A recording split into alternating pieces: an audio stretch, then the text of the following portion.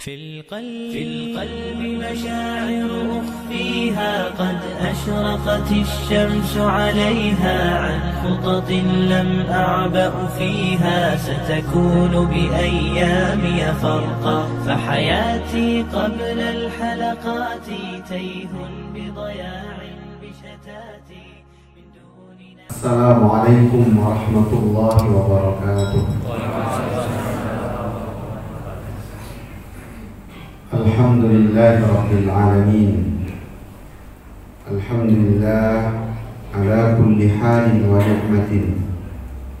الحمد لله الذي بنعمته تتم الصالحات وبفضله تنال الخير والبركات. أشهد أن لا إله إلا الله وأشهد أن محمدا عبده ورسوله لا نبي ولا رسول بعده. اللهم صل وسلم على نبينا محمد صلى الله عليه وسلم وعلى آله وصحابته ومن تبعهم بإحسان إلى يوم الدين. أما بعد. Jamaah salat maghrib, Bapak Ibu jamaah Masjid Al-Hikmah yang dimuliakan Allah, marilah kita bersyukur kepada Allah Subhanahu wa Ta'ala dengan terus meningkatkan kualitas ibadah kita, senantiasa melaksanakan kebaikan-kebaikan yang kebaikan itu menurut agama memang baik, dan senantiasa menjauhi keburukan-keburukan, dan keburukan itu menurut agama memang buruk, karena sesungguhnya baik dan buruk tolak ukurnya itu hanya menurut agama. Al-hasanu ma ra'ahu syar' hasan. Baik itu apa yang dipandang oleh syariat sebagai sebuah kebaikan. Maka mudah-mudahan hadirnya kita di majelis ini di petang hari ini bagian dari cara kita bersyukur kepada Allah Subhanahu wa Ta'ala, dan Allah menganggap kegiatan yang kita laksanakan saat ini sebagai kegiatan yang baik, dan Allah mencatat kita menjadi hamba-hambanya yang dimuliakan karena hadir ke majelis ilmu, dan ilmu itu kita kaji di dalam masjid sebagaimana yang disabdakan oleh Rasulullah sallallahu alaihi wasallam, wa dzakarallahu fi man indah. Dan Allah menyebutkan orang-orang yang berada di majelis ilmu mengkaji Al-Qur'an, mengkaji syariat-syariat, itu Allah akan menyebutkan orang-orang tersebut di hadapan makhluk-makhluk yang ada di langit, yaitu para malaikat. Dan sesungguhnya hadirnya kita ke majelis ilmu ini, seandainya kita ukur dengan nikmat yang Allah berikan kepada kita, maka sangat tidak sebanding. Seandainya kita sujud kepada Allah mulai sejak lahir sampai kita kembali kepada Allah, maka sujud itu tidak cukup untuk membalas nikmat Allah, untuk menunjukkan rasa syukur kita kepada Allah meskipun kita bersujud mulai dari lahir sampai wafat. Maka sujud itu tidak bisa menggantikan nikmat Allah yang Allah berikan kepada kita. Maka mudah-mudahan kegiatan kecil kita ini dipandang oleh Allah sebagai bagian rasa syukur kita kepadanya. Wa qalilun min ibadiyas syakur, meskipun orang-orang yang bersyukur itu jumlahnya sedikit. Bapak Ibu hadirin sekalian yang dimuliakan Allah, kemudian salawat serta salam mudah-mudahan selalu tercurah untuk kekasih kita semua, Nabi Muhammad sallallahu alaihi wasallam, tauladan kita, panutan kita, pembimbing kita di dalam segala urusan kehidupan kita. Dialah Rasulullah sallallahu alaihi wasallam yang dijadikan oleh Allah sebagai semulia-mulia ciptaannya, dijadikan oleh Allah Subhanahu wa Ta'ala sebagai rahmat bagi seluruh alam. Bapak Ibu saudara sekalian yang dimuliakan Allah, kajian Riyadhus Shalihin masih di bab sabar. Karena sebagaimana di akhir perjumpaan kita kemarin, bab sabar ini hadisnya jumlahnya paling banyak, sehingga kita tidak hanya dituntut sabar dari materi-materi yang telah dijelaskan, tetapi mengkaji bab sabar ini juga butuh kesabaran. Karena hadisnya paling banyak dibanding dengan bab-bab yang lain di dalam kitab Riyadhus Shalihin. Hadis yang telah kita bahas di pertemuan sebelumnya, kita membahas tentang jika Allah Subhanahu wa Ta'ala menghendaki kebaikan pada satu orang, pada seorang hamba, maka Allah akan menyegerakan ujian kepada orang tersebut. Idza aradallahu bi'abdihi khairan ajjala lahu al-'uqubah fid dunya. Jika Allah menghendaki kebaikan dari seorang hamba, maka hamba itu disegerakan ujiannya atau disegerakan siksaannya di dunia. Jadi barangkali orang tersebut terjatuh ke dalam kemaksiatan, terjatuh ke dalam keburukan, maka jika Allah kehendaki kebaikan setelah keburukan itu, Allah timpakan musibah. Sebagai apa? Sebagai teguran. Wa idza aradallahu bi'abdihi asyarra. Tetapi sebaliknya, jika Allah menghendaki keburukan dari hambanya, dari seorang hamba, amsaka anhu bidzambihi, Allah tahan adab itu, Allah tahan ujian itu karena dosa-dosa yang telah dilakukannya, hatta yuwafiya bihi yaumal qiyamah, sampai siksaan itu akan disempurnakan nanti pada hari kiamat. Jadi ujian itu jangan kemudian selalu dimaknai dengan hal-hal yang negatif. Misalnya saudara-saudara kita yang bulan ini sedang diuji dengan musibah yang beraneka ragam, ada yang gempa bumi, ada yang erupsi kemarin, Gunung Semeru, ada yang banjir. Ada kadang-kadang dengan mudahnya kemudian mengait-ngaitkan dengan hal yang negatif. Iya, dianggap oleh Allah karena memang, jadi langsung dikaitkan dengan itu. Padahal kalau kita mau berpikir positif dan ilmiah, ada banyak hal yang perlu kita kaitkan. Misalnya begini, di negara kita ini, Indonesia, itu daerah yang secara ilmu geografis memang rata-rata rawan bencana. Banyak negara-negara lain yang masyarakatnya banyak yang jauh lebih parah, jauh dari Allah segala macam. Tetapi tempat itu memang tempat yang aman, maka kemudian tidak turun musibah di satu sisi.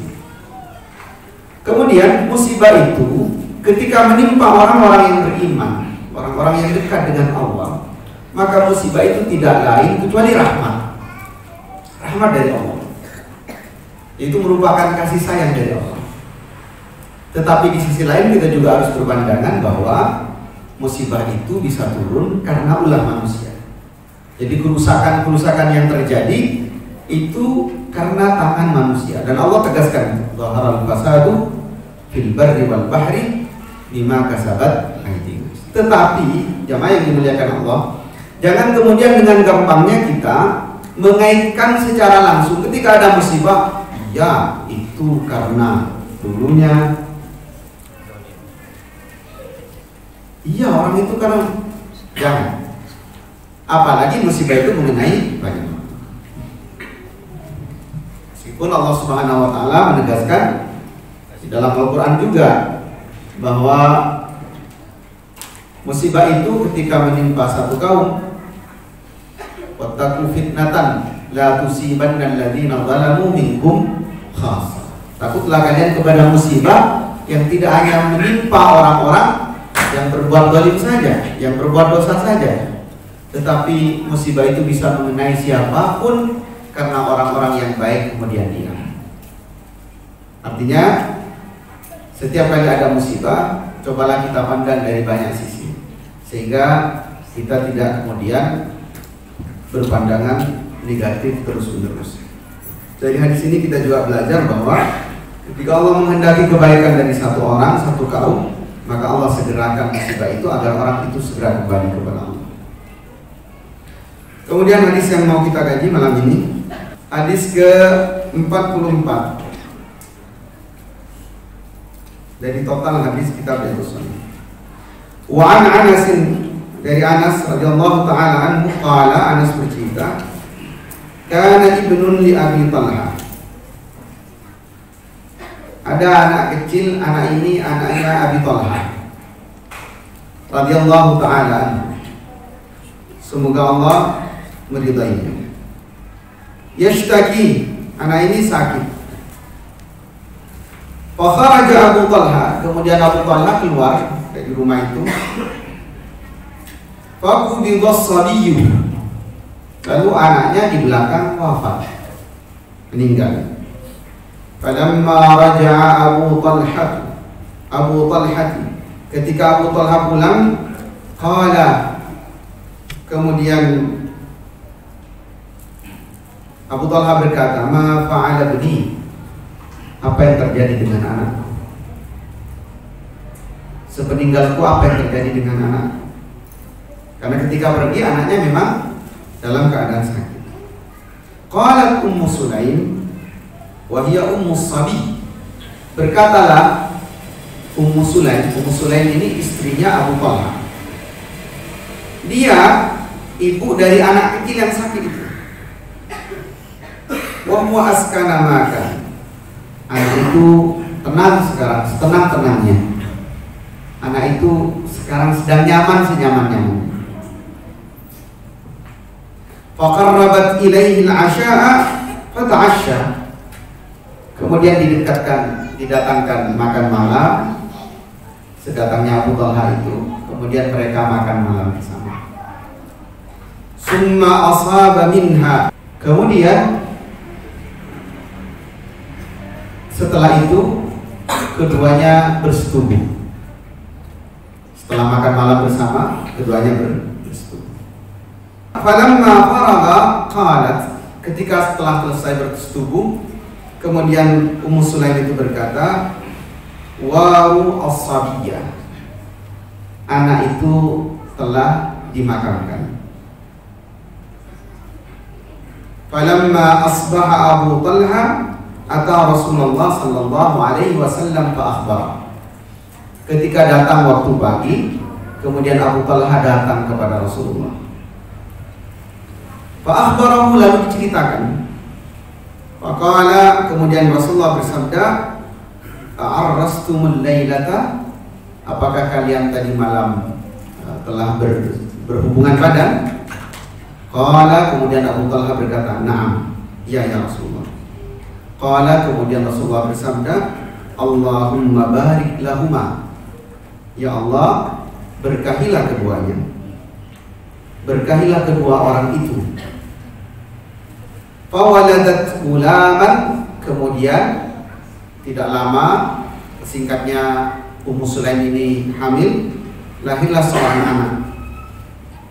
Faqala li Abu Talha, kemudian Abu Talha berkata kepadaku, kata Anas, ihmilhu hatta ya'tiya bihin Nabi, bawa anak ini, anak yang baru dilahirkan ini, bawa ke hadapan Rasulullah sallallahu alaihi wasallam. Wa ba'atha ma'ahu bitamarat, bawa juga beberapa kurma. Faqala, kemudian Nabi bersabda ketika anak ini dibawa, ama'ahu syai', apakah anak kecil ini kamu membawanya sesuatu juga? Qala na'am, kemudian Anas berkata, iya. Tamarat, saya membawanya kurma juga ya Rasulullah. Fa'akhadahan Nabi sallallahu alaihi wasallam famadaghaha, kemudian Nabi mengambil kurma itu, lalu Nabi mengunyahnya. Summa akhadaha min fihi, kemudian Nabi mengambil kurma itu dari lisan beliau. Faja'alaha fi sabi, kemudian Nabi memasukkannya ke dalam mulut anak kecil itu. Summa hanakahu wa sammahu Abdullah, kemudian anak ini ditahnik lalu diberi nama Abdullah. Dalam riwayat yang lain disebutkan bahwa ketika Abu Talha datang, kemudian diberikan hidangan, kemudian setelah itu mereka bersetubuh, lalu setelah itu Ummu Sulaim bertanya, jika Allah menitipkan sesuatu kepadamu lalu Allah ingin mengambilnya, bagaimana sikapmu? Maka kemudian Abu Talha mengatakan, jika Allah telah mengambilnya, maka aku bisa berbuat apa? Jemaah yang dimuliakan Allah, hadis ini kisahnya masyhur sekali, tetapi ada beberapa faedah yang perlu kita ketahui. Yang pertama, yang perlu kita tahu dari hadis ini bahwa Ummu Sulaim ini ibunya Anas bin Malik, salah seorang ibu terbahagia di masa Rasulullah itu adalah Ummu Sulaim. Mengapa demikian? Karena di antara keutamaan Ummu Sulaim adalah disebutkan di dalam riwayat-riwayat hadis, dia yang menyerahkan anaknya Anas bin Malik kepada Rasulullah untuk dijadikan pembantu. Betapa bahagia dirinya, anak yang usianya baru 10 tahun sudah diserahkan. Coba bayangkan kita punya guru misalnya, seorang ustaz atau pesantren, kita titip anak kita usianya 10 tahun. Ya Rasulullah, ij'alhu khadiman lak. Ya Rasulullah, jadikan anak ini sebagai pembantu. Kenapa saya katakan ibu ini paling bahagia? Karena kemudian Anas bin Malik menjadi di antara 5 sahabat yang paling banyak meriwayatkan hadis setelah itu. Setiap kebaikan-kebaikan yang dilakukan oleh hadis-hadis yang diriwayatkan oleh Anas bin Malik, maka Anas bin Malik mendapatkan pahala, mendapatkan keutamaan. Dan ini menjadi salah satu sunnah bagi ibu-ibu sekalian yang punya anak atau bapak-bapak. Ketika kita sudah yakin kepada satu orang atau satu lembaga, titipkan anak itu. Memang di dalam keadaan seperti ini akan ada perasaan kasihan kepada anak, akan ada perasaan eman, kasih sayang-sayangnya. Ada beberapa wali santri ketika anaknya dipondokkan, baru lulus kelas 6 SD, diletakkan di pesantren, belum pernah mendokkan anaknya. Itu nangisnya lebih parah daripada anaknya yang dipondokkan karena tidak betah. Dinangis, bapak ibunya nangis. Kenapa? Mikirkan anak selama ini kumpul dengan anaknya. Tidur tidak nyenyak, makan tidak enak. Tapi yakinlah suatu saat, beberapa tahun setelahnya anak ini akan hafal Al-Quran. Anak ini akan menjadi anak yang membanggakan. Anak ini akan menjadi qurratu a'yun. Jadi kita belajar dari Ummu Sulaim, belajarlah tega kepada anak untuk kebaikan. Belajarlah tega terhadap anak-anak kita demi masa depannya, demi surga yang diimpikan, demi terwujudnya doa Rabbana hab lana min azwajina wa dzurriyyatina qurrata a'yun. Kadang-kadang kan tidak tega. Tidaklah. Sudahlah. Nanti kalau sudah habis SMP baru mau dipondokkan. Ternyata apa? Setelah SMP anaknya tidak mau. Kadang-kadang SMP anaknya mau, tapi orang tuanya belum tega. Sudahlah, nanti anaknya Pak diikutkan tahfidz saja dan seterusnya. Maka kalau kita belajar kepada Ummu Sulaim, ibunya Anas, anak yang 10 tahun itu sudah diserahkan. Sebenarnya tidak hanya menjadi pembantu Rasulullah, tapi kemudian banyak keberkahan ilmu yang didapatkan dari Rasulullah SAW. Makanya ibu-ibu setelahnya, ibunya Imam Syafi'i, ibunya Ahmad bin Hanbal, ibunya Imam Bukhari, yang kemudian menjadi orang-orang yang hebat, itu kemudian menyerahkan anak-anaknya yang masih kecil. Saya pernah baca asar, ibunya Ahmad bin Hanbal jam 3 itu sebelum waktu subuh, anaknya sudah diajak ke kamar mandi. Yatim, disiapkan, nanti pada subuh akan ada majelis ilmu. Anaknya sudah disiapkan pakaian yang layak untuk hadir ke majelis ini. Imam Syafi'i sudah mengantar anaknya. Imam Syafi'i yang kemudian menjadi orang paling hebat di dalam ilmu fikih, itu jauh-jauh hari sebelum majelis ilmu itu dibuka dan seterusnya. Kemudian pelajaran yang kedua yang bisa kita ambil dari hadis ini adalah bagaimana seorang perempuan yang sangat cerdas, Ummu Sulaim. Kenapa saya katakan di awal tadi di antara sahabiah yang paling berbahagia? Karena di dalam kisah ini juga menakjubkan luar biasa. Bagaimana tidak, dia memutuskan sesuatu yang secara logika sangat riskan, tetapi kemudian itu dilakukan demi kebaikan. Dia katakan kepada suaminya, ketika suaminya bertanya, di mana anak saya? Dia sudah askana makan. Dia berada di tempat yang paling tenang. Dia tenang setenang-tenangnya. Ternyata apa yang dimaksud? Maksudnya anak itu sudah dipanggil oleh Allah Subhanahu wa Ta'ala. Jadi anaknya sudah meninggal. Dan ternyata kata pensyarah, kenapa menggunakan kata askana makan? Itu untuk menunjukkan bahwa tidak ada ketenangan, tidak ada yang benar-benar tenang kecuali seseorang sudah menghadap Allah. Jadi kalaupun cita-cita kita, keinginan kita itu dikabulkan oleh Allah, belum tentu itu menenangkan. Tapi ketenangan yang sesungguhnya adalah ketika seseorang dipanggil oleh Allah dan dia mati dalam keadaan beriman kepada Allah. Makanya di akhir surat Al-Fajr itu disebutkan fadkhuli fi ibadi wadkhuli jannah. Kemudian dipanggil sebelumnya dengan kalimat ya ayyatuhan nafsul mutmainnah, wahai jiwa-jiwa yang tenang. Kemudian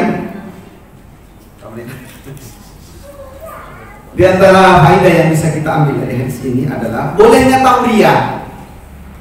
Tauriyah ini di dalam syariat adalah menyampaikan sesuatu tidak sesuai maksudnya. Ya kan tadi dia ketika ditanya seperti itu, kesannya bahwa anak itu istirahat. Ini dibolehkan, tetapi para ulama bersepakat yang dibolehkan itu ketika dalam keadaan darurat.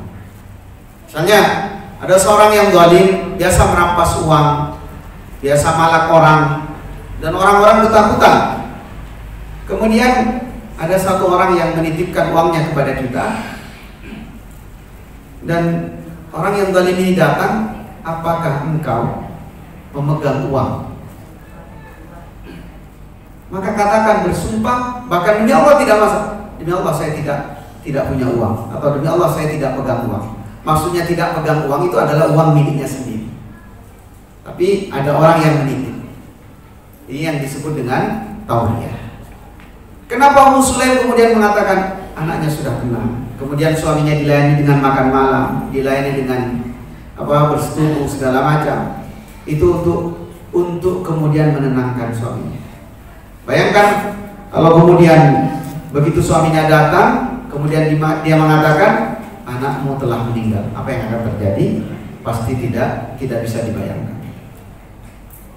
Jemaah yang dimuliakan Allah, kemudian di antara faedah hadis yang bisa kita ambil bahwa di sini ada keberkahan Rasulullah Sallallahu Alaihi Wasallam. Selain sunnah yang diajarkan yaitu dengan mentahnik, mendoakan keberkahan pada anak ini, kemudian dikunyahkan kurma. Di salah satu anjuran ketika bayi dilahirkan itu dimamahkan kurma, kemudian diletakkan, ditempelkan di langit-langitnya. Sedikit saja Pak, jangan terlalu banyak, dan munyahnya harus benar-benar halus. Dan yang mengunyahnya pastikan sudah membersihkan mulutnya. Jadi sudah sikat gigi segala macam.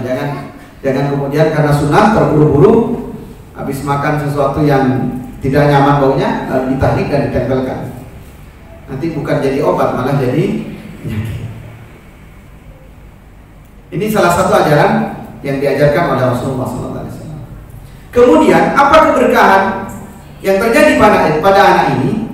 Ternyata di dalam lanjutan riwayat ini Ibnu Uyainah menceritakan dari kalangan tabi'in, anak ini kemudian setelah itu anak yang dikasih nama Abdullah ini setelah itu 9 anak dan semuanya menjadi ahli Al-Quran di kota Madinah.